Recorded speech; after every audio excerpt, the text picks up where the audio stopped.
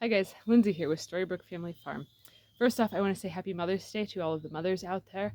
Um, Secondly, I want to talk about what's going on in real life right now. Um, the other day, Tracy and I filmed a video and we talked about kind of like leaps of faith and big changes happening.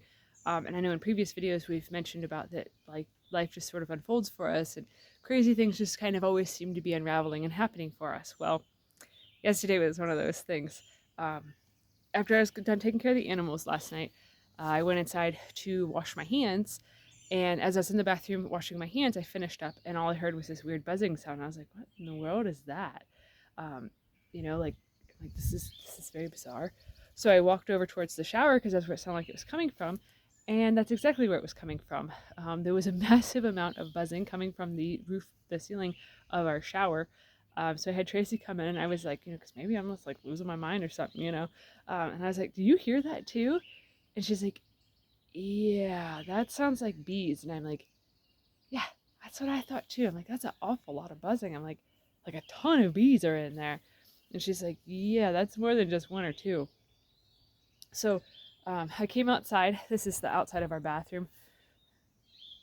Our house really needs a lot of work. So up in there, up in the soffit area, that's where the bees were coming in and out of. Just on the other side of that soffit, right over in here is the bathroom. They were coming in right up here, and that is where our shower is. So now you know the location of our shower. If you're going to be a peeping Tom, you just come into that window and look in and hope the curtain's not closed. Um, but so, anyways, so the bees are coming in and out of there, and there was a bee inside of the bathroom window. So our neighbor, he actually raises bees for honey, and we had him come over to check it out to see if maybe he could catch the swarm or something. We're new to this. We just took a beekeeping class like a couple weeks ago. So we're excited to have bees. I'm just not excited to have them in our bathroom. There's a spider crawling up on the camera. Um, anyways, so he came, tried to mess around a whole bunch, and couldn't get the bees to come out on their own accord. So this morning, trying to get the spider off.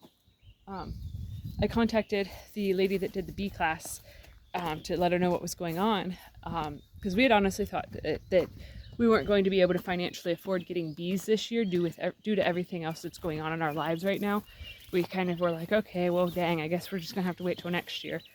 But when the bee swarm happened, the neighbor, he told me that he was actually just at Tractor Supply and had seen that they had uh, beginner beekeeping kits actually marked down like 50% off.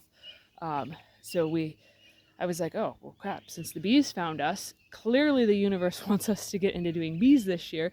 And seeing as how the thing that was preventing us from getting bees was how astronomical the cost was, and then now we also find out that everything's 50% off, I was like, definitely our time to get bees.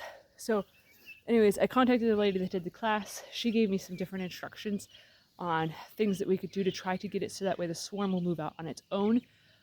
She basically said that if it's a newly located swarm, that if you basically make a massive amount of ruckus, make a lot of vibration happen, and just make it so it's a living situation that is less than ideal for them, chances are they will move out, which would be fantastic because then we don't have to tear apart the bathroom ceiling. And that's on the list of things that we're going to do because our house needs completely remodeled from top to bottom. And we're just like slowly chunking away at it. Basically, when it's nice outside, we work outside. When it's raining, we work inside.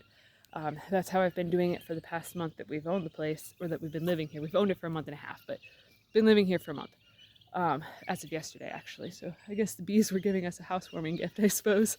But so hopefully they will come out. We put the swarm box thingy, the jiggy of my neighbors, I put it up on top of the shed because it's almost the same height of the roof that the bathroom's in where they're coming in and out of. Because the lady that taught the class, she had actually told me to try to put it up high and within like 30 feet of the bathroom, so that way when the swarm moves away, they're further away from the annoying sound and the disruptions and the uncomfortability, so maybe they will go into that box. It is kind of a time-sensitive thing from what she was saying, because once they're there for more than a day or two, then they just start making it their own home and building combs, and then they don't want to leave, and then we're gonna have to probably have to pay somebody to come and help removed them. I feel like that's way beyond the expertise level of a brand new beginning beekeeper that just got stuff because the bees found them. Um, like fixing it up afterwards, I can do that no problem, but to try to get them out is the thing that kind of is like, I don't know what I'm looking at. I don't know what I'm doing. This is, clearly a brand new venture for us. So yeah, while Tracy was gone to go pick up Lily from staying at a friend's house, I was on top of a ladder next to a bunch of junk piles, reaching up really high to put the swarm box up. And I was up there and I was like, man, this would be a really inopportune time to fall down. Like there's a bunch of glass beneath me, sharp metal objects that are to take to scrap them. I'm like, probably not my brightest moment as I'm standing on this leaned over ladder that's on super soggy mud, but it all worked out. So hopefully we'll catch these bees and then we can put them in our hives. And that way we got bees for the low price of, because we also had a $10 off coupon thingy for Tractor Supply.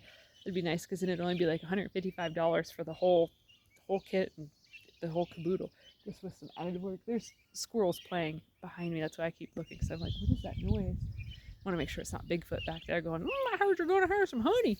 But so anyways, that's it for right now. I have to go use my phone to make a bunch of loud music and ruckus and all sorts of stuff to try to make the bees think that we're terrible people. So if you guys are enjoying this content, please give this video a thumbs up, share it to your social media, and also if you have not already, please subscribe to help us grow. We would really appreciate it. So yeah, thanks for watching. Have a good one, guys.